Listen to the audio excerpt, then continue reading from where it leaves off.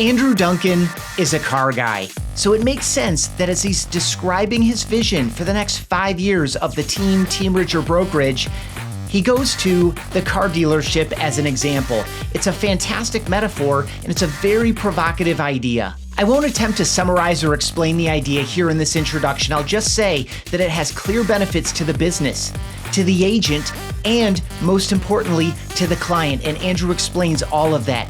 He also shares key decisions he's made with regard to leadership changes, marketing changes, and buyer agency changes. He's shifting his agents and he's shifting his training. He's shifting his coaching to be more listing based and listing oriented. So you'll get some practical tips on that. This is a fantastic conversation I know you'll enjoy with Andrew Duncan on Real Estate Team OS.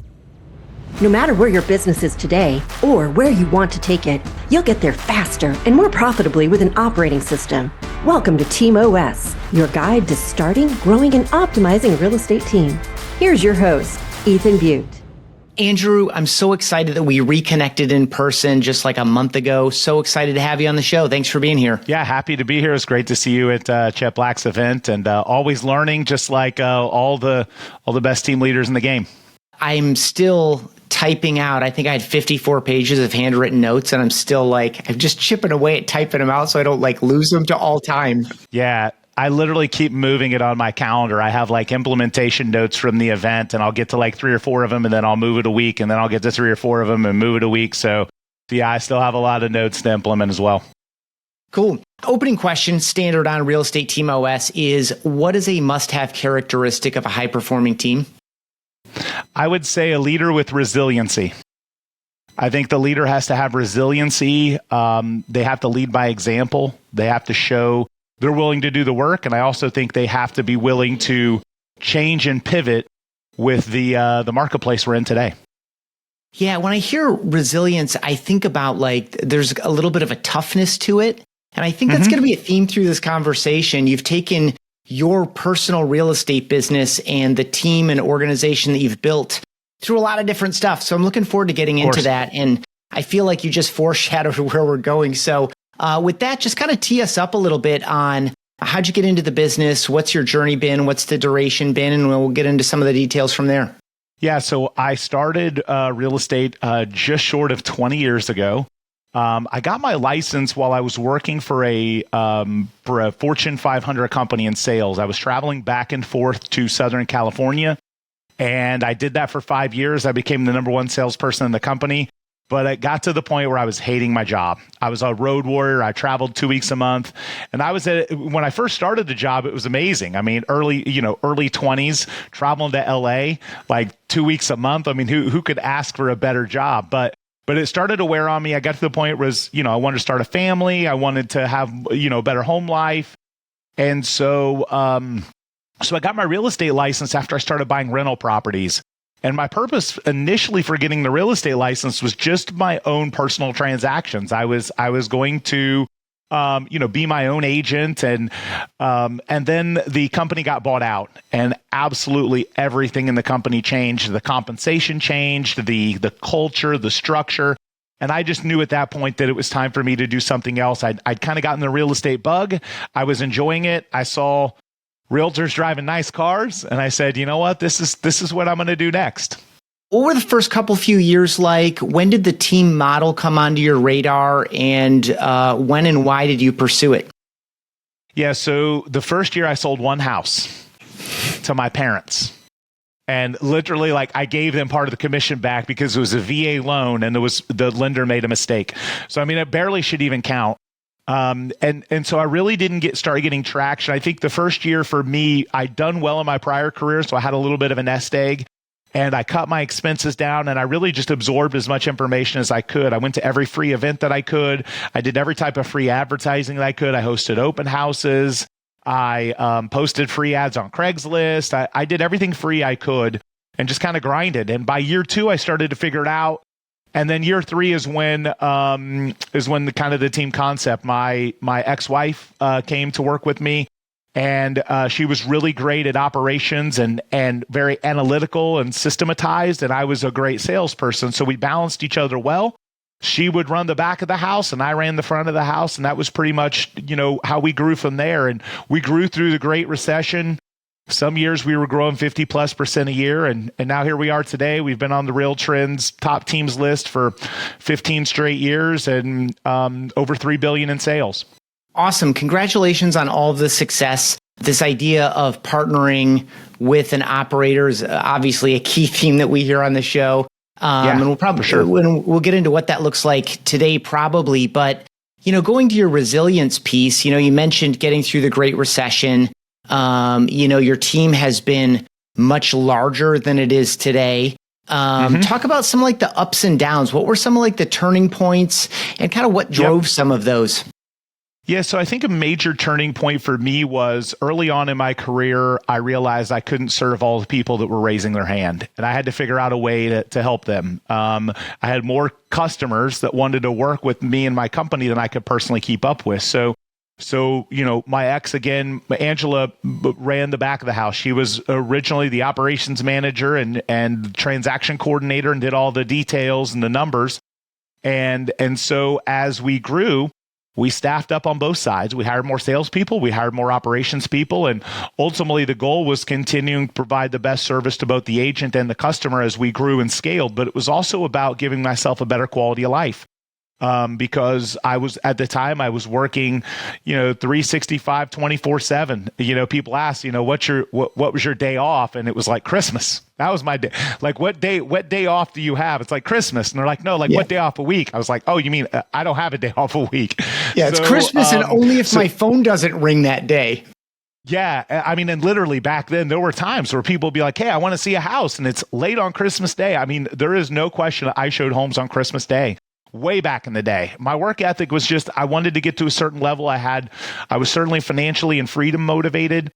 And so the bumps along the road were, kind of first off replacing myself because I had to get comfortable with someone not being me. They weren't going to perform quite at my level, but but if I hired them and trained them close enough that I could scale myself so that I could work on things in the business or on the business instead of in the business to find more ways to grow the company versus just being a great salesperson. And so over the years, there's been this constant kind of me stepping in and out of roles where the company needed me, depending on the market, depending on, how successful the company was performing.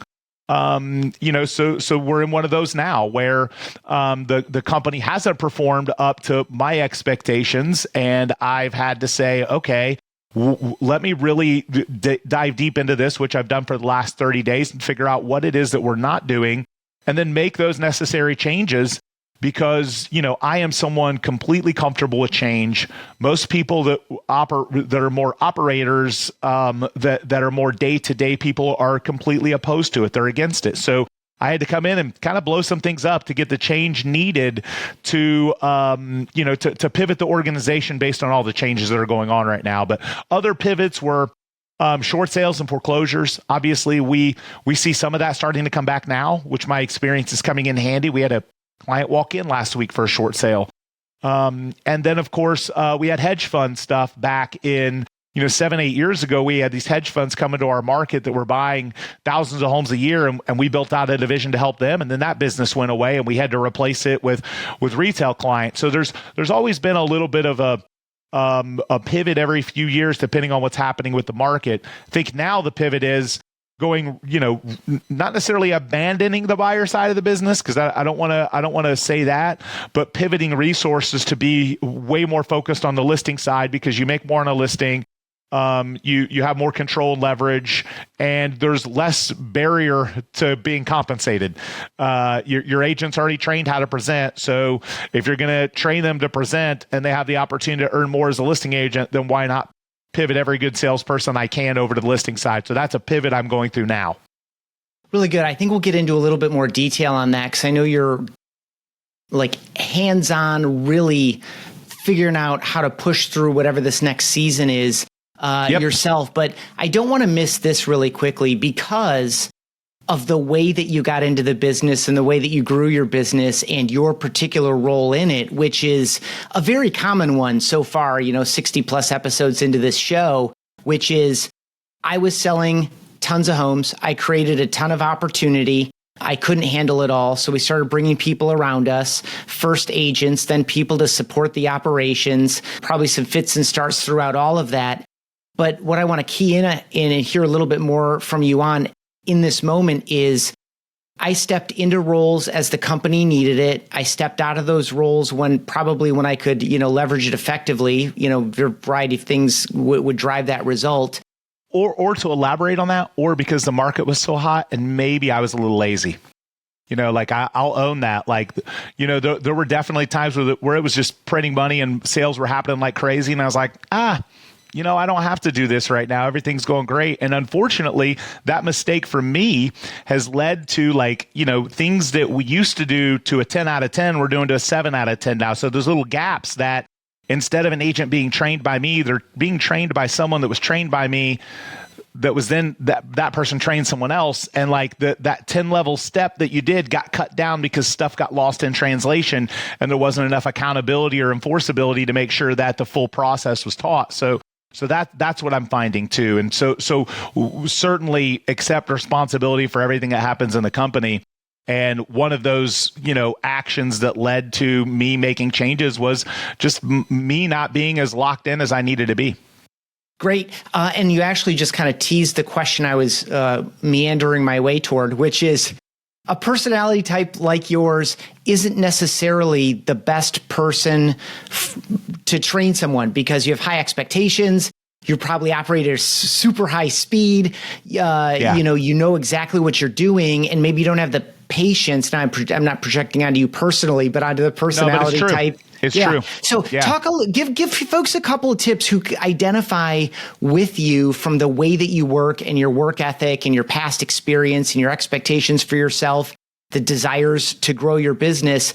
A couple tips for how to maybe slow down and get a little bit patient so you can train people to successfully take over the pieces of business. Yeah. I'm sure that was a learning process for you over the past several 100%. Years. 100%. And I think, and I think for me, the other side of that, so I don't have patience, and so I relate it to, I know you're a sports fan, so I relate it to, and again, no hate on Michael Jordan, he's the GOAT basketball player in my opinion, but as an owner and an executive, he had an expectation as a player where he would come in and try and teach people. And when they didn't have his work ethic, it was a problem for him. He had a hard time leading people from that standpoint. So, what he needed was people kind of in between him and the players that wouldn't feed him, BS basically.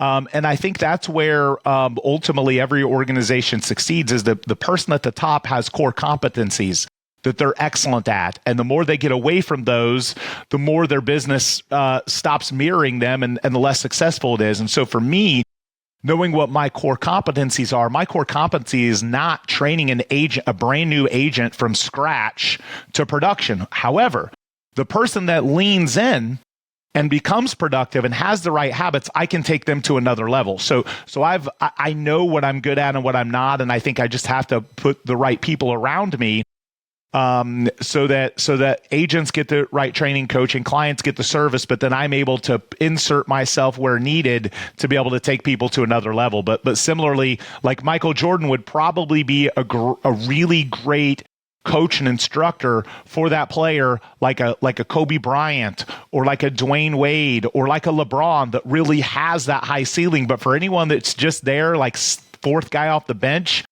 he's probably going to come off like a jerk. I would love for you, before we dive into what your role looks like and kind of some of the things you're working on and why you're working on them and where you want to go over the next, just say 24, 48 months. I don't know how far out you plan. I don't know how far out anyone can 12 plan. Right now is my goal right now is I have a 12-month plan, but yeah. Great. So we'll get into that. But I'd love for you, as a bridge into that, characterize your team as it is today, however you like. Size, market, structure, culture. Give us like a snapshot of what you've got today, and then we'll move forward from there. So productivity-based culture. Goal is to sell 450 homes in the next 12 months. We've been as high as 900 and as low as 350, in different markets. The as far as the size, we're in the mid 30s now, including staff, agents, staff and agents. Been as high as in the mid 50s. So we're definitely less on agent count today because, again, it's really focused on being more lean and mean right now. If something doesn't make a positive, when I was in growth mode, I would spend money and not necessarily hold it accountable because I was all about growing. And now I'm more in I'm still in growth mode, but I'm definitely holding the money more accountable to a return. And if something doesn't make a return, I cut it. Similarly, if an agent doesn't perform, I give them less opportunity. So I would also say that, so from a team perspective, I'm kind of in between like the 100-person, mega team where it almost operates like a brokerage, and then a SEAL team. I'm kind of, I have friends that operate like 12-person teams that do massive amounts of business. So I'm kind of in between those two models right now. And also doing a little bit of personal production on the high end, like our customers that are, $2 million plus buyers and sellers. For me, I've just learned through the years that we convert those at a really low percentage. And it's because so many of them want to work with me. They want to work with the guy. And so I've just realized and built out a revenue pillar where I'm not afraid to go out and rub elbows with wealthy people such as myself. I can talk that some of my agents can't necessarily. Talk about being in the middle.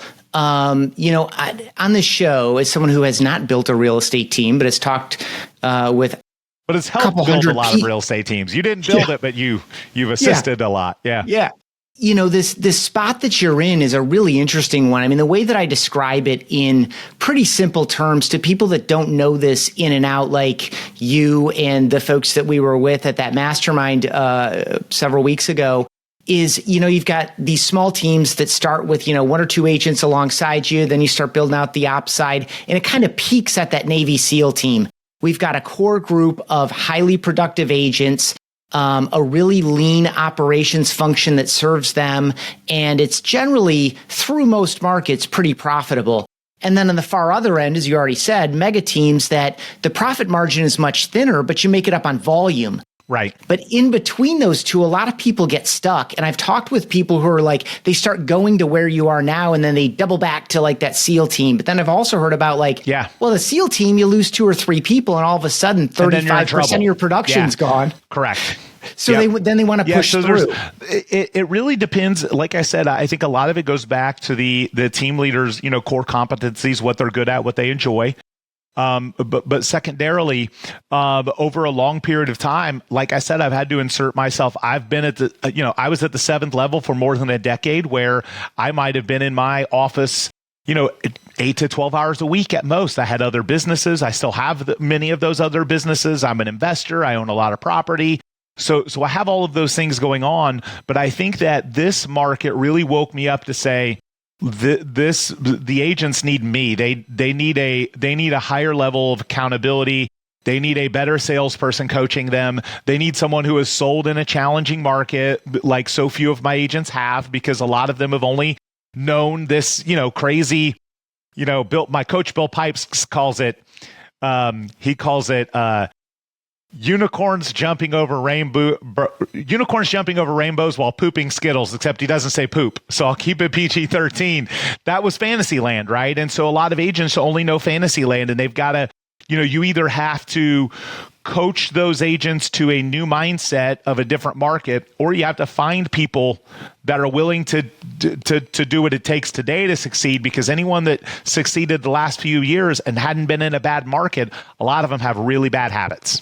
By the way, if anyone is watching and listening, they want a lot more on that topic, I'm going to point you to episode 9 with Daniel Dixon. We called it Be the Lighthouse, which is a phrase you did pick up from John Cheplack. But it really speaks to a lot of this, like getting back hands-on and getting back hands in. So for you, when we chatted, you were talking about some changes in leadership, some changes in the way that you're thinking about marketing. You already referred to like ROI and being a bit more aggressive about what's going on and making each dollar more accountable. And then, of course, over top of all of this, we have changes in buyer broker agreements and things in that zone. So in whatever order you prefer, kind of break down some of what you're working on. Why did this area need change, and what does that change look like?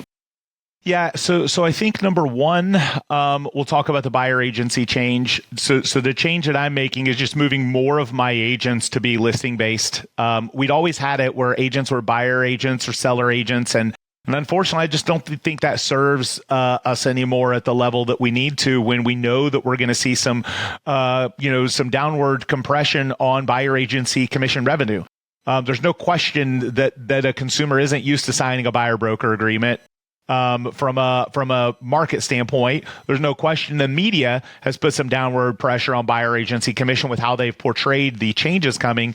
And so for me, I have thousands and thousands of seller leads, and why, if I make more per seller, and so does my agent based on what we charge and what our splits are, why should I not move more resources over there to a less barrier of entry? So that's ultimately what I'm doing now, is moving more resources to the seller side. And then secondarily, why the business needed, my insertion. I would say some of it was my own desire to change things quickly, because I felt like the change I was attempting to get done in the organization was just too slow. A day-to-day leader I felt like was a barrier and resistant to change, and wanted to kind of keep things the way they'd always been, and it wasn't working anymore. So I knew it was necessary for that change, because I knew me back in a day-to-day seat would move the needle more than it had been moved, and it would move it quicker. I felt like the changes that I wanted to implement in January were just struggling along, and there just wasn't enough oomph behind this needs to happen now. The urgency wasn't there, and so that was an instantaneous move that had to be made. Then I think the other thing for me was just I've spent a month in the office every day, 9 to 5, and just the feedback and the communication I had with agents, and hearing what was working and what wasn't working. Hearing what they needed and knowing where those gaps were. It just prompted me to say, I have to jump back in. They're not getting what they need, and I want to serve them at a higher level. And for me, when I go back to the profit, like I talked about, I've won all the awards. I've got the trophies. I've been on top 10 lists and top 5 lists, and frankly, I just don't give a shit about them anymore. I just don't. I'm at the point in my career where, I'm not going to take one of those trophies to my grave with me. I need to run as profitable as a business as I can. And I've always been very profit focused, and paid attention to my P&L and looked at numbers and measured ROI, but I'm even more so today. And I think, again, it's I don't care about having the biggest, largest team. I don't care about doing so many transactions if so many of my friends who we share P&Ls, and I look at it and I see them having all this extra expense and operating and all this, and then making less money than me. To me, it's I'd much rather have a lean, mean business that makes me more profit than the ego of the ranking. So that's part of, some of our compression in terms of number of units is, we're doing business that just isn't profitable. When you're paying out 35% referral fees on a 2% buy side commission, that just isn't good business. So just making business decisions.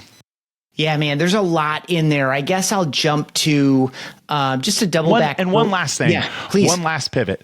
So, because I think this is really important. This is the conspiracy theorist in me going to come out, and not politically, because I don't talk politics. I mean from a real estate perspective, I have a hard time believing that NAR and MLS in 5 years are going to exist in the framework that they exist now. I think we're going to see some transformational change to how real estate brokerages operate. And I think the people that are going to be most successful in real estate the next few years are going to have an investment business. They're going to have a flip business. They're going to think of like a car dealership, take houses in on trade, buy the house so that they can buy another. I think they have to monetize the seller side of the business as much as they can. And I think agents that don't have a solution to say, how can I make way more when I renovate and resell a property than I do on a commission. So how can I do more of that has been a major goal of mine, which has also caused some of my sales numbers to drop, but then I'm making more money because I'm doing more of that. So I think every smart real estate team leader, if they put all their eggs in the hat of real estate commission and real estate commissions continue to get pressed down and they don't build out an investment business either for rentals or for fix and flip renovations or wholesaling, they're leaving a lot on the table. So for me, my business sacrifices some in units and kind of vanity of awards because I've taken some of those resources and said, if I make $50,000 on a flip, and it's essentially, and I have the capital, and it's some of the same work except hiring out some contractors and managing them, why not do more of that? So that's another pivot that I think a lot of team leaders need to look at right now that I was ahead of. That a lot of them, if they don't do that, again, there's going to continue to be a downward pressure on commissions. Really good. I hear three particular things in there. So I'm just going to say them and then feel free to react or correct. One, we need more about that last piece that you offered there. One, we need more seller solutions and you are going to benefit by having a tool like this in your pocket.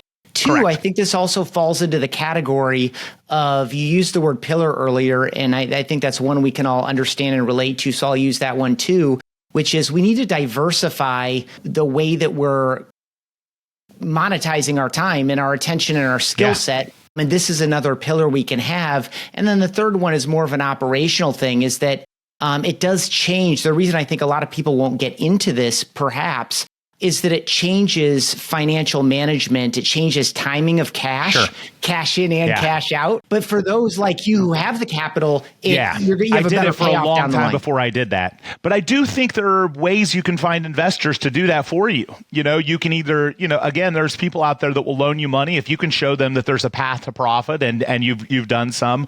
Or secondly, offer a solution where you're just bringing those homes to another investor. You advertise a cash offer or a trade-in program, but you have someone else fund it. I mean, look, it's I've said this and I'll say it again. I would be highly surprised if the top real estate teams on the selling side of the business don't operate more like car dealerships in 5 years than they do the present iteration of a real estate team. Simply from the trade-in, buyout, instant cash type, which consumers want the convenience of that. Just like why consumers, I'm a big car guy. It's one of my passions. There are plenty of consumers that take their car and trade it in, and they take a hit. If they'd have sold it themselves and spent the time, energy, and effort, they'd have put more money in their pocket, but there's a convenience factor associated with it. And that's where I think the same thing applies on the selling side. If you're not monetizing that and finding those diamonds in the rough every once in a while where you can have a huge bump in revenue, it isn't necessarily revenue to the team. It's another entity, but it's still personal income.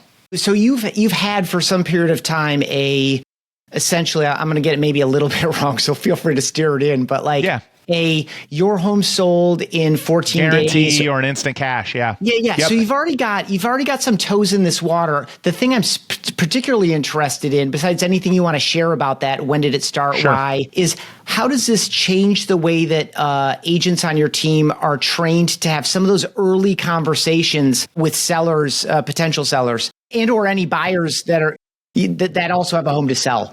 Yeah, and I would say how it started was just me talking to people that do it and then looking at how they profit and then realizing I could bolt that on. And then two, more and more of the entities that offer a cash offer on a more national scale, moving into my market and competing as an advertiser because I'm a mass media advertiser. I've been on radio, TV, and billboards. And so I realized I needed to have an offering, and my offering couldn't necessarily compete with them in some neighborhoods. But I realize what they don't buy. There's a lot of product that they won't buy that I'll buy. The stuff that needs extra work, or the quick closing, or there's just stuff. There's neighborhoods. There's product they won't buy. So there's that. That's kind of how it really started. And then secondarily, how I train the agents is that they have to be really skilled at vetting out and ensuring the client is a viable cash offer perspective. If you say, hey, it looks like, you're looking to sell your home. Realistically, what do you think it could sell for? And they say 500. And I'm like, well, if someone walked in with a briefcase of cash, what would that number need to be? If they say 500, they're not a cash offer person. They're a traditional seller. There has to be some motivation between what they think it's worth and kind of a wholesale price for that cash offer to work, because we're not, if I can park my money in an account that makes 5% and I don't have to do anything, just sit there and, live, there has to be a much greater return than that for me to put capital into a flip, because I'm taking risk. I've got to go through all these steps. So the consumer, the seller, has to understand that, look, I would happily be your convenience and be your cash and get you out. But certainly there's got to be a return on investment, or else I'm not going to put up my capital. It sounds like you need to sell your home traditionally. Now, there are instances where the person says, I've got a $500,000 house, but I just want out. I'll take 400. Those are the ones where it's okay. Now let's have a conversation, because they understand it. They know that the investor has to make a profit, or else why would the investor put up money to lose money? They're not doing that. So you have to have a conversation with the seller and then vet out their motivation. And then over time, their motivation could change. They could get to the point where they put it on the market, it hasn't moved, and they say, okay, I'll look at a cash offer now. So the fact that you have it in your toolbox will find the motivated, whether they're motivated initially or motivated over time. You'll be able to pick up deals, and then those deals compound, because not only do you buy them, but you turn around and list them. So that's an extra sign in the yard, that's an extra sale, that's more buyer leads. So you become, it's a self-fulfilling prophecy, because not only are you profiting on the flip, but then you're feeding your agents and you're giving your agents more opportunity. So good. And I mean, one small detail that came to mind there right at the end is that not only is it more signs in the yard and more inventory and more market presence, I would assume that if you're doing a pretty good job flipping these places, the photos are better than average in that neighborhood or that zip code. It's a better looking house. Yeah. Correct. You're improving a neighborhood. And we have sellers that will come back to us after we fix up the property and just rave and be like, that looks amazing. I'm so happy you guys did that. You drove the values up in the neighborhood. We had one not long ago that we bought in the 500 range. We put about 100 or so into it and ended up selling it close to 800. We made a great profit, but the home before we got on it was an eyesore. Everyone in the neighborhood hated it. We improved that neighborhood. We improved values in that neighborhood, and the people around in that neighborhood notice that and appreciate it. So you're solving a problem for someone. Yeah. How important is that guarantee? I just want to double back for folks, like, the reason they want Andrew, besides that he can relate to them in a different way, high net worth individuals selling very high end properties. There is that factor, but the other factor is, you already mentioned it, radio, TV, billboards, Tampa Bay Lightning, which anyone watching on YouTube can see. Yep. USF Bulls. You're the guy, right? You're the face of the thing. You're the name of the thing. Yeah. And so there's some of that allure too. So what I want to stitch together here is, how important is that guaranteed offer if you're doing essentially kind of impression-based marketing, right? It's really hard to say, were those radio ads effective? You can through phone numbers and things, but like, how important is that guaranteed offer to advertising and marketing like that? Yeah, I think if you're a marketer, you have to have a call to action. You've got to have something to compel people. And for me, that's what has worked for me. I've had a lot of people help me with it through the years.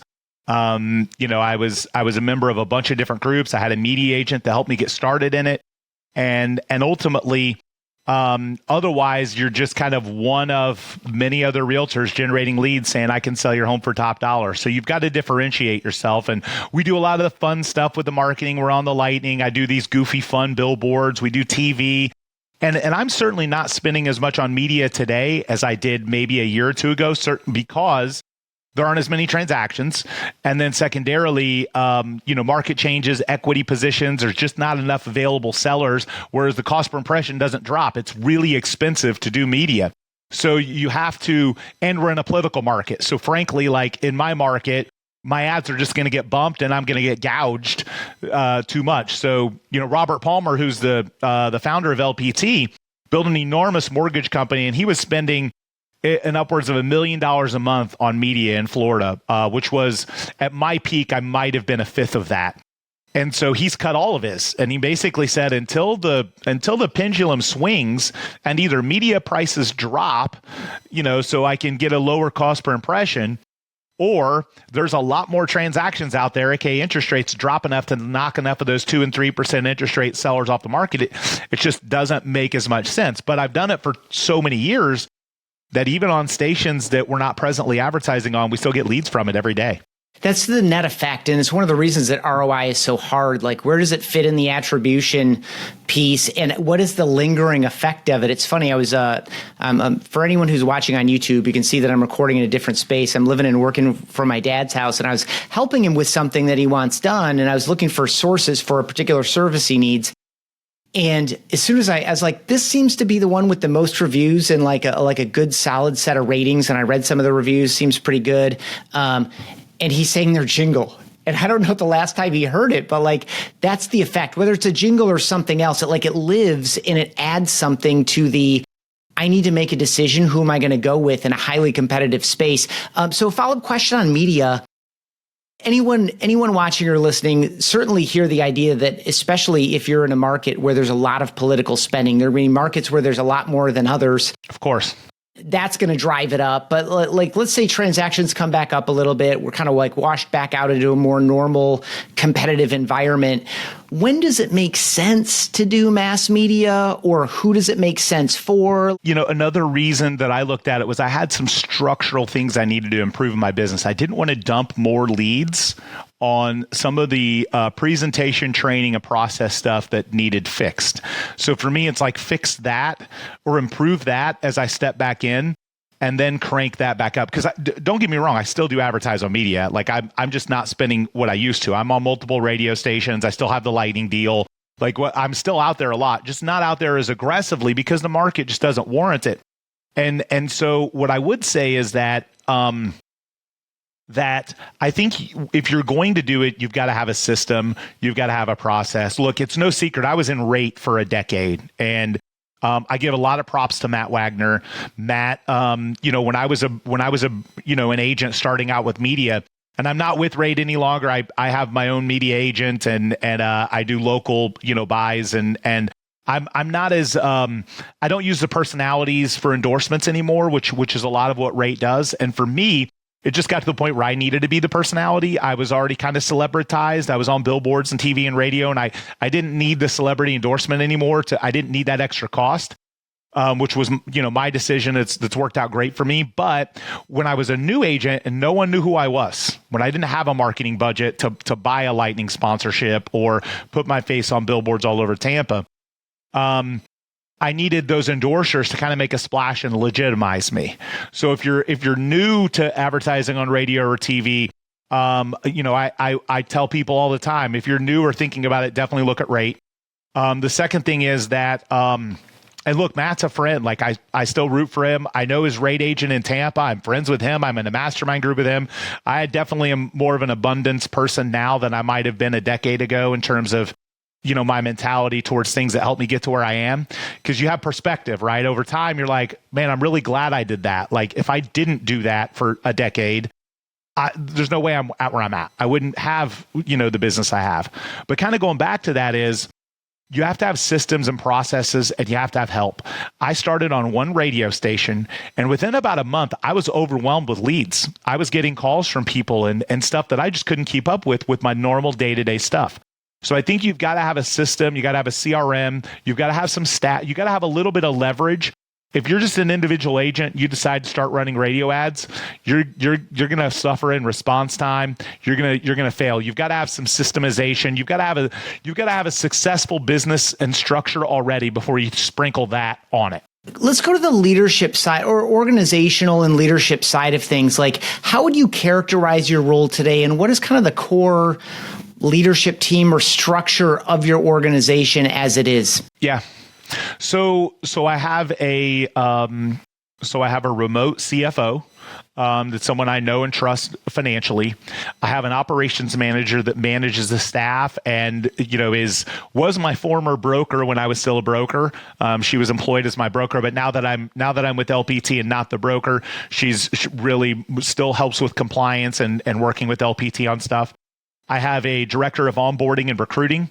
And then I did have a sales president, and now I'm the sales president. It's like the old the Tom Hanks movie. I'm the captain now. and I stepped back into that seat, whereas before I was the CEO and I was operating at a 7th level. The business was succeeding. And when it got to the point where the business wasn't achieving the success that I expected out of it, and that change that I know needed to happen in the business didn't happen the way I needed, then I said, I have to step back into this role, because I did it for 14 years prior to hiring people and leveraging myself out. So that's essentially where I am now. So if you kind of know Gary Keller's MREA book, he talks about the 7 levels, and so I spent probably a decade at the 7th level. Now I would say I'm in between the 5th and the 6th level. I even though I have enough money to not have to ever work again, it's not necessarily about that. It's more about helping people, kind of doing what I'm good at and getting passion out of it, helping my agents succeed at a higher level, serving the client at a higher level. Because, again, like I said, it's while I want profit, it isn't profit because I need money in my pocket. It's profit so I can reinvest in them and reinvest in the business. Does that make sense? Yeah, absolutely. I mean, you answered one side of the question I wanted to follow up with, which is, I know there are some things that are very satisfying about doing it. Because I know there's some personality types that are like 5th or 6th level. Why do that? Especially with, the idea that you don't need the money, I'll be honest. I was kind of bored. Truthfully, I was kind of bored. I was feeling like a lack of purpose. I felt like I didn't have enough. This is my baby, 20 years into this, and it's named after me. And it's my baby. So when it wasn't achieving the success that I expected, I had to do something about it. It was eating at my soul. Like, it was just like, I knew what needed to be done. I couldn't get it done unless I stepped back in. It just wasn't happening the way it needed to happen. And so I think that, for me, I hate losing more than I love winning, truthfully. And so I just, to me, and again, the company's been profitable, it's successful, but it wasn't operating the way it needed to. And frankly, like I said, I was a little bored, and I knew the market changes. I knew my agents needed more from me and with me. And I knew the market changes were going to warrant that. So that's another reason I felt like I needed more of my purpose. And I needed to grind a little bit more, because the process is where the fun is. I think back to some of the most fun times in my real estate career, and it wasn't when I was making millions of dollars and buying cars. And I got all that stuff, but the fun was like, you got 27 listings from a client. You got to figure out how to get them. Like, it was, you have this problem, or you're changing brokerages, or you're opening up with this new marketing thing, or, that the fun was in the grind. This is the role that you're probably most familiar with and is the most natural to you, probably even more natural than CEO, arguably. Yeah. Just based on your history as a highly successful salesperson. Yeah. What was surprisingly challenging to you, and what are you doing? Like, what's a good week or a good month look like? I assume it's a lot of like inspection and coaching and accountability and these types of things. Yep. It's a daily huddle with my top agents. It's leading a weekly meeting. I have 4 training classes I do every single week, which are buyer agent presentation, listing agent certification, current listing agent presentation improvement. And then I have a wild card where we do a bunch of different stuff. I lead our team meeting every week. I'm in the office 9 to 5, Monday through Friday. With the exception of if I have a client, if I have a high-end client that I'm going to work with. The other thing I would say is I still do manage a lot of this processes with the flip business. I think I have 8 or 9 homes right now that I own under different phases of renovation that are being renovated to resell. And then I own a title company, and I do some coaching. And then, of course, with LPT, I recruit agents nationally. So I wear a bunch of different hats. But every day for me, it's scheduled, it's structured. I live by my schedule. I'm in the office 9 to 5, Monday through Friday. I will say that I have gotten to the point in my life where I do not work weekends. In rare circumstances will I work on weekends. I might check a little bit of email or deal with an emergency type thing, but if I am going to grind and I do have enough money to not run out, weekends are mine, and so I do take them off. Good for you. I mean, it's super helpful and I would argue necessary, but I've never been as aggressive or accomplished as you. Yeah, I've gone through burnout. Like I've gone through burnout numerous times over 20 years. And a lot of the time the burnout is I didn't take a Sabbath. I didn't take a day off. I didn't relax. I didn't chill. And right now I'm not going to, like I made a commitment to my coach that while I've kind of stepped back into this role, I'm not taking any time off. I'm not vacationing until September. So I'm, kind of just to set that example and that tone for people that I'm there for them and that I'm here too doing the work alongside them. That's great. Kind of two questions in one here. You've talked a little bit about the future of the brokerage, and it's a very compelling vision. I'm glad you introduced it when you did, because I think it structured this conversation up really nicely. But what do you think is the future of the real estate team? What role will it play in, let's just say, sales production in general? And do you agree with kind of a background theme? And of course, I have a very biased sample of, because I'm talking to real estate team leaders. All the top team leaders, operators. right? Yeah. Like, do you also agree that more agents should join real estate teams as part of that future? So just talk about the future from a brokerage team, solo agent perspective. I think a lot of coaches have said this, and I think you're seeing a transformational change right now where teams are going to lead the way with professional training and coaching. And the reality is that a team that has a brand and has built a database and does a lot of marketing, when the buyer agent side of the table is compressed, and when the cost per lead continues to go up with all the companies that sell leads to us, the reality is that you can't compete from an advertising and lead gen perspective with somebody who has a 20-year PhD in marketing and lead generation. So I think teams are going to grow more dramatically over the next few years. I think,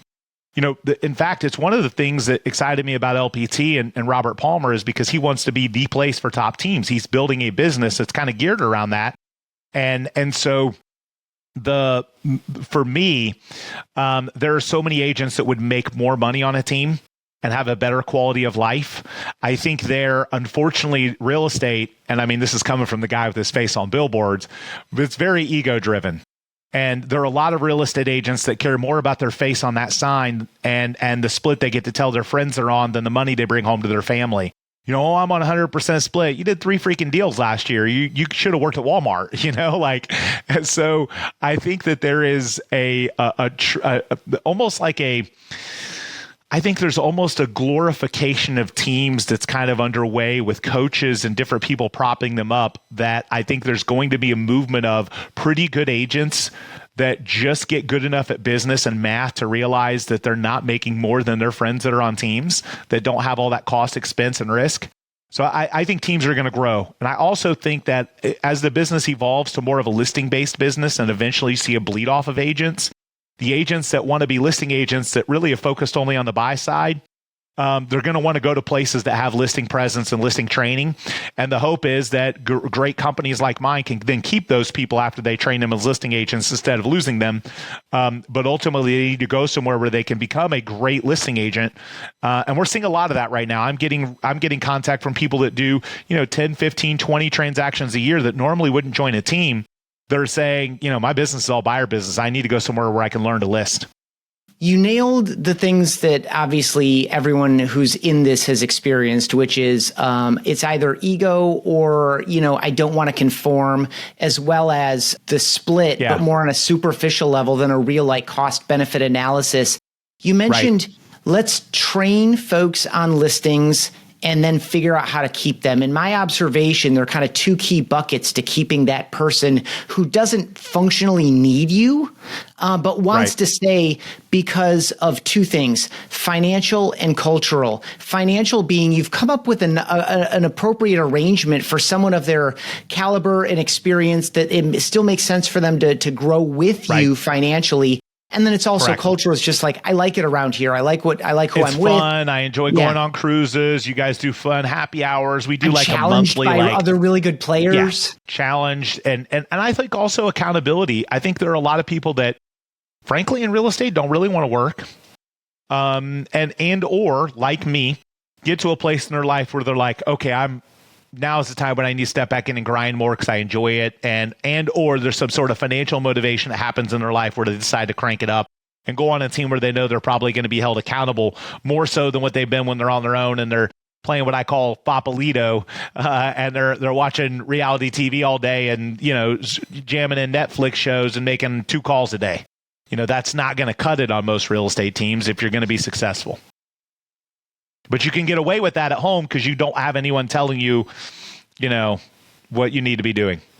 That's it. And I think, I think we've used this term in this conversation, as the industry continues to professionalize due to a variety of forces, the type of personality that would thrive in that structure and wants and needs that accountability, knows that and is willing to react to it and receive it appropriately. That's where the production is going to come from. Okay. What is your very favorite team to root for besides the Duncan Duo? Or what is the best team you've ever been a member of? Obviously the Lightning, but I'm not going to use that one because that's an easy one. I mean, I'm wearing their hat today. I've been with them for 10 years, like sponsoring them. So it's kind of like I'm a part of their team, which is awesome because they've won 2 Stanley Cups and they're a winning team. And we've certainly worked with players and lots of the fans, coaches, just been a great thing for us, but and a lot of great things for our brand.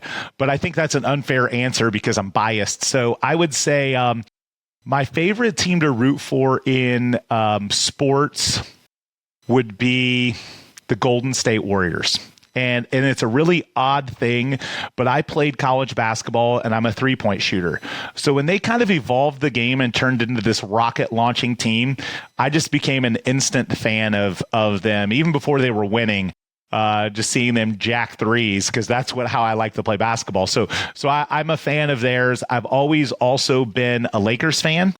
I was a big Kobe and Shaq fan way back in the day. That's when I was traveling to LA, like I mentioned earlier in the interview. That's kind of when I got exposed to them. And I actually played against Kobe in AAU basketball, which is also a cool story. So it would be those two. I'm a basketball junkie, so I watch a ton of basketball. So it's always, my favorite sports teams are going to be basketball. Frivolous purchase or cheapskate habit?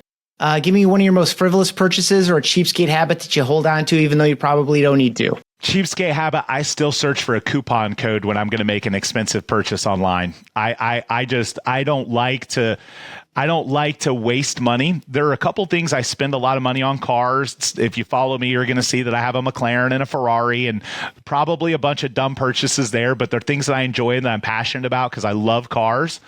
But from a frugal standpoint, like if I'm going to buy something online, I will search for a coupon code.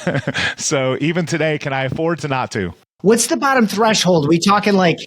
We talking $1,000? We talking $50? Couple hundred. If I'm going to spend a couple $100, I'll search for a coupon code. Love it. Okay, final one here. What does it look like for you, Andrew, to invest your time in learning, growing, and developing? Or what does it look like for you to invest your time in resting, relaxing, and recharging? What are you doing when you're going in one of those directions? Yeah, so I mentioned both of those, and I think I spent probably too much time a few years back relaxing, resting. So now I'm kind of in grind mode, but I take weekends off. As far as self-education, I have a goal going into every year of going to 6 educational events, and I think that my goal in doing that is so that I can bring things back to my agents, but I can learn, but I can also get with and mastermind and hang around better players, people that are operating, and I can learn from them, or as I've done, go into business with some of them. So I have, multiple team leaders across the country where I'm an investor in something with them, or, where we've gone into business together. So for me, I think collaboration happens at the top. So building more of those relationships. And I had a goal of going to 6, and I've already done that. So I've already hit the 6 this year. Probably going to end up doubling it and going to another handful of them before the end of the year.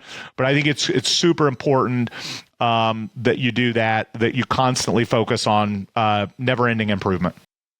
I love it. I especially appreciate your this isn't just about connecting and learning and being able to make a phone call or shoot a message whenever I, have a question, but also actually turning it into joint ventures at some level or participating in what I mean, literally there are at least probably 7-8 team leaders across the country that I've gone into business with, and I have done business things with or brought business ideas to them. We help train and coach each other. So there's a relationship build that's there that's a value add. When they decide to buy a vacation home here, or when they decide to launch a tech company, I've got investments in some of those. So I think getting around those people, you learn of opportunities. I mean, I'll give you an example that kind of started me down that path. And so I've been with Boomtown for a very long time.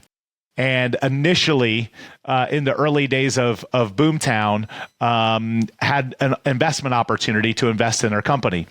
And I turned it down, and I should not have. And now I just go open with opportunity to learn about new tools and learn about the different things that are out there.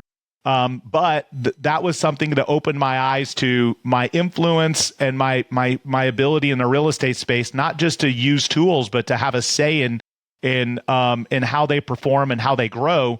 And I think that's something I paid attention to over the years. And so while I'm not as happy of a Boomtown customer today, simply because of some of the things that they've had happen recently, I was with them for a long time and certainly looked at them in the early days as a integral part of my growth.